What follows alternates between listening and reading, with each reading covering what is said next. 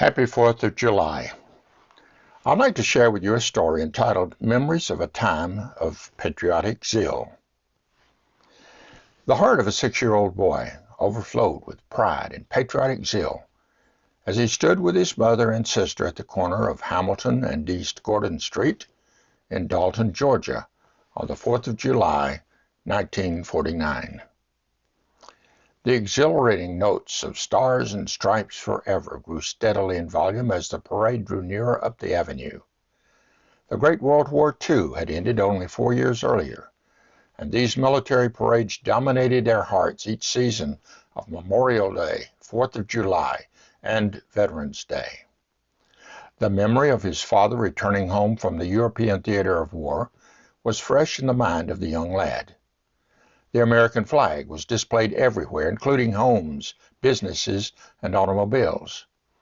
Patriotism was not imagined, it was practiced by a proud nation whose freedoms had survived another costly contest on foreign shores.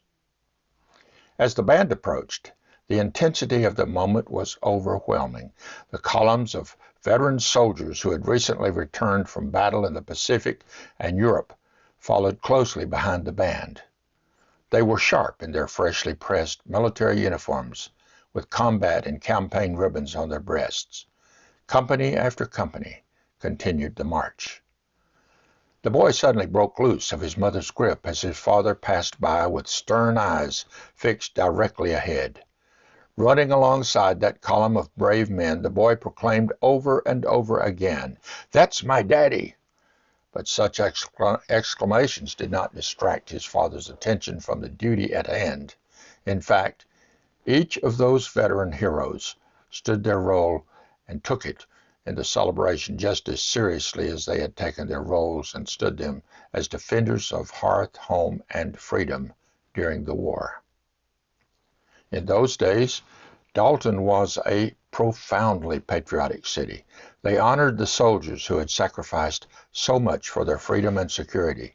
That even included the Confederate General Joseph E. Johnston, who defended the city from the pillaging rampages of Sherman's army in 1864.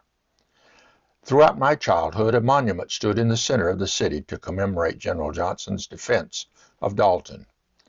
A few years ago, as the woke sentiment arose in the United States, the mayor of Dalton concluded to have that monument taken down under cover of darkness and moved to the backyard of a private building.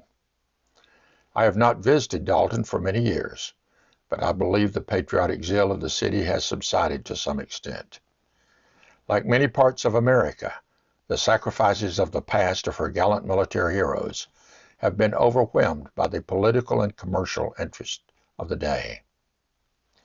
But the memory of that beautiful little city between two mountains still remain alive of that once 6-year-old boy's mind.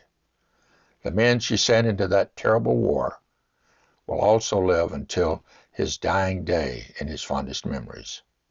I know this to be true, for I am that 6-year-old boy. I too have served my country in many parts of the world in the uniform of a soldier. And I pray for the time when America will again awake to patriotic zeal and fervor that trust in God as the grantor of all rights and privileges as a nation and people. So be it, Almighty God.